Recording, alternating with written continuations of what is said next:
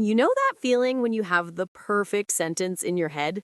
Oh, yes, but then it comes out sounding messy. Exactly. You freeze because you're worried about the one tiny grammar mistake. It's the worst. You want to sound perfect, but then you don't speak at all. That freezing moment, that hesitation, is what we are tackling today. How do we move past that fear of mistake? Welcome back to the English Blend. We are here to help you learn English through realistic, easy to understand conversations. Today, we are talking about goals, specifically how to achieve speaking fluency without stressing over perfection. Because the goal isn't to be a grammar robot, right? No, the goal is communication. Exactly. So grab your coffee and let's get started. Our title today is Talking About Your Goals. And often, when people say they want to be fluent, they actually mean they want to be accurate. That's a huge difference, Mia. We need to define those terms simply for our learners. Let's start with accuracy. Accuracy means being correct. It means using the right verb tense, the correct prepositions, and perfect sentence structure. It's about following the rules of the language perfectly. Think of it like a strict test. If you focus only on accuracy, you might take 10 minutes to form one perfect sentence. And that's necessary sometimes, like when you're writing an essay or taking a formal exam, but not in real life, not in a fast conversation. Now, let's talk about fluency. Fluency is the ability to speak smoothly and naturally, without unnatural pauses. It means the conversation flows. You can easily get your point across. That's our first key phrase today. To get your point across simply means that the person listening understands your message. Even if you make a little mistake, they understand what you mean. For example, if I'm at a cafe and I say, I want 2 coffee, please, that's not 100% accurate. It should be 2 coffees, plural. But does the barista understand you? Absolutely, they know exactly what you want. So the communication was successful. That means you achieved fluency in that moment. That's the core concept we want everyone to remember. Fluency is about communication, not perfection. If you are waiting for perfect grammar before you speak, you will wait forever, you know? And the longer you wait, the harder it is to start speaking. It becomes the cycle of hesitation.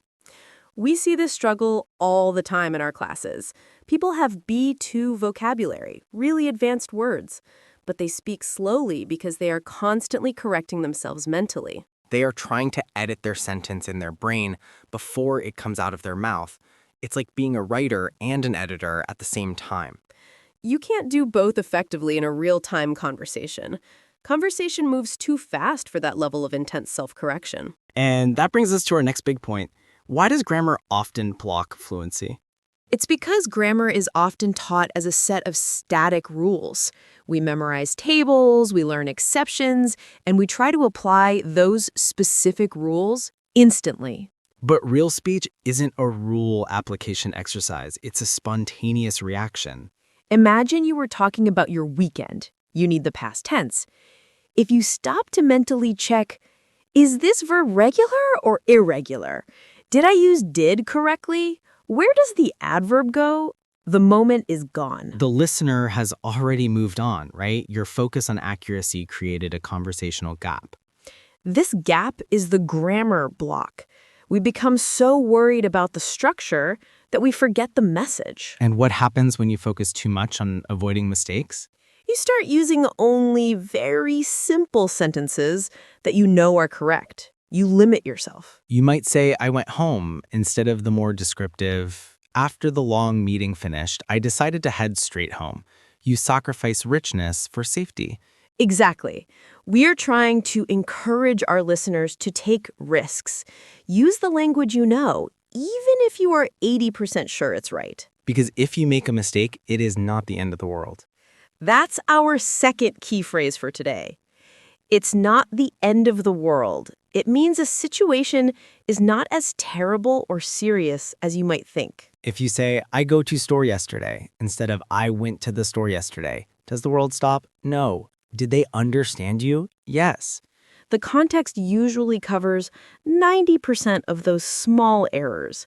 Focusing on a tiny slip-up means you're magnifying a very small problem. And this ties into a common cultural note, especially for those learning English in a non-English speaking country. Tell us about that, Leo. In many education systems globally, there is a very heavy emphasis on testing and written grammar. You get a score, and that score often defines your ability. That makes sense. Formal testing requires accuracy. Right. But when those learners come to an English-speaking environment or try to join a fast conversation, they carry that fear of the red pen. They expect someone to correct them instantly. But native speakers or fluent speakers generally don't focus on those small errors. They focus on meaning.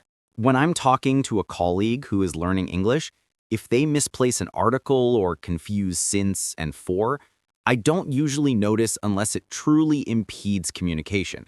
I'm listening to the idea. We need to shift the mindset from the teacher will correct me to my friend will understand me. That shift unlocks so much confidence. It's powerful. We often hear students say, I feel like I hit a wall when I try to speak fluently. Ah, hitting a wall. That's our third important phrase today. To hit a wall means to reach a point where you cannot make any more progress. You feel stuck. And that feeling usually happens when you realize that just studying grammar rules isn't enough to make you sound natural. You need more than rules. So let's talk practical steps now. How do we climb over that wall? We have 3 to 5 actionable steps that our A2 to B2 learners can start using today. These tips focus heavily on moving away from analyzing grammar and moving toward using language as a whole. So, tip number 1, embrace massive listening. This sounds simple, but it's crucial. You need to expose your brain to English constantly, not just when you are sitting down with a textbook. Listen passively while you are doing the dishes, walking to work, or cleaning your room. This is sometimes called input flooding. Why does this help fluency? Because your brain naturally absorbs the common patterns, the rhythm, and the speed of speech. It stops treating every sentence as a grammar puzzle to be solved. Instead, it starts treating it as a sound pattern to be repeated. Think about music. You don't analyze the notes and scales to enjoy a song. You just listen to the whole piece. Language is similar. And when you listen massively, you hear sentences that native speakers use all the time. You start realizing that people don't always use the conditional perfectly, or that they often end sentences with prepositions, even though a grammar book might tell you not to. So make English background noise. Podcasts like ours are perfect for this, obviously, but also TV shows you know well, or even just long interviews. Now, for tip number 2, learn in chunks, not single words. This is revolutionary for moving towards fluency. A chunk is a group of words that naturally go together. They are like building blocks. Instead of learning the word delay, learn the chunk, sorry for the delay, or due to unforeseen circumstances. When you learn chunks, you bypass the grammar step. You don't have to assemble the sentence using individual rules. The chunk is already grammatically correct. Think of common social interactions. When you meet someone new, you don't think, hello, how, are, you, today, ? You say, how are you doing, as one unit. This speeds up your production dramatically. If you have 500 common chunks stored, you can combine them to create thousands of fluent sentences without conscious grammar checking. Examples of chunks could be, that depends on, I'm looking forward to, could you possibly tell me, or it goes without saying. When you encounter a new word, always write it down with the 3 words that came before it and the 3 words that came after it. Learn the context. It's like buying a set of Lego bricks that are already stuck together into useful shapes, rather than having a pile of tiny individual pieces. Moving on to tip number 3, the 3-second rule. This one directly attacks the grammar block we talked about. This rule is simple but requires discipline. When someone asks you a question, you must start speaking within 3 seconds. 3 seconds is just enough time to form a basic thought, but not enough time to deeply analyze the grammar structure of your response. It forces you to rely on your fluent memory, the chunks and massive listening patterns, rather than your analytical grammar memory. Even if your first few words are just, well, that's interesting, or let me think about that, You have broken the silence. You have achieved flow. And the key here is not to start editing after the first 3 seconds. Just keep talking. It's about momentum. If you miss a past tense, who cares? The listener heard your idea within the time limit. You won. We highly recommend practicing this 3-second rule even when practicing alone. Set a timer when responding to audio prompts. Get comfortable with immediate production. Now, for a fourth tip, because we want to give you plenty of actionable advice, tip number 4, focus on high-frequency vocabulary and phrasing. Don't spend hours learning obscure words you might use once in your life. That's for later. Focus on the 2,000 most common words. These words are responsible for 80% of everyday communication.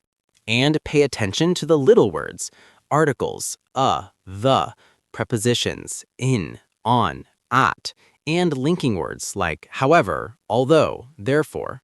Misusing a complicated verb is usually less damaging than misusing a common preposition because prepositions change the meaning dramatically. For example, the difference between I agree with you and I agree to the terms is important. These small distinctions are best learned through listening and chunks, not just grammar drills. And finally, tip number 5, use a language partner, not a grammar checker. When you practice speaking, try to find a partner who understands your goal is fluency. Tell them, please only correct me if my mistake makes my sentence impossible to understand. Don't let them interrupt you mid-sentence for a tiny correction. If they do that, it brings back the grammar block immediately. The goal is sustained output. You want to talk for a full minute, 2 minutes, 3 minutes without stopping. Stamina is part of fluency. Think of it like a marathon runner. You need to build the ability to keep moving forward even if you stumble a little bit. Okay, let's circle back quickly to our 3 useful phrases. We covered them, but let's review them in context so they stick in your mind. First, get your point across. This is your number 1 priority in any conversation. If you successfully order food, you got your point across. If your boss understands your idea for the project, you got your point across. Mission accomplished. The goal is not, did I use the perfect past participle? The goal is, did they understand what I wanted? Next, hit a wall. This describes that frustrating moment when your progress seems to stop. I was improving quickly, but now I feel like I've hit a wall. Remember, if you hit a wall, it usually means your study habits need to change. You might need less grammar analysis and more listening and output practice.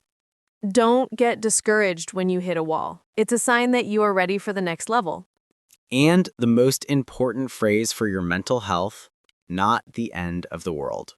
If you make a mistake, if you forget a word, if you use the wrong tense in a job interview, it is truly not the end of the world. Everyone makes mistakes. English speakers make mistakes all the time. It is a normal, natural part of communication. The conversation keeps going. Use this phrase on yourself. When you make a mistake, just quickly think, okay, that was wrong, but it's not the end of the world, and keep speaking. That immediate forgiveness of yourself is key to developing speed and confidence. So, let's quickly recap our main takeaways today for all our learners. Goal clarity is vital. Remember that fluency is flow and communication. Accuracy is perfection. Aim for fluency first. Do not let the fear of grammar mistakes paralyze you. Grammar often blocks fluency because it requires too much real-time analysis. And our powerful tips were massive listening to absorb patterns, learning in chunks to bypass grammar analysis, and practicing the 3-second rule to force immediate output. Use your new phrases. Get your point across. Don't worry if you hit a wall, because making a mistake is not the end of the world. Your goal today, listeners, is simple. Find 5 minutes where you usually listen to music and replace it with English listening. Start small. And try using 2 new chunks you heard today the next time you speak. Practice makes progress, not perfection. Thank you so much for joining us on the English Blend. We hope this discussion helps you adjust your goals and approach speaking with more confidence. Next week, we're going to be talking about how to sound more polite in English when making requests. That's another area where small language choices make a big difference. That sounds like a great topic. Yes, see you in the next episode of The English Blend. That was a great talk. Yes, see you in the next episode of The English Blend.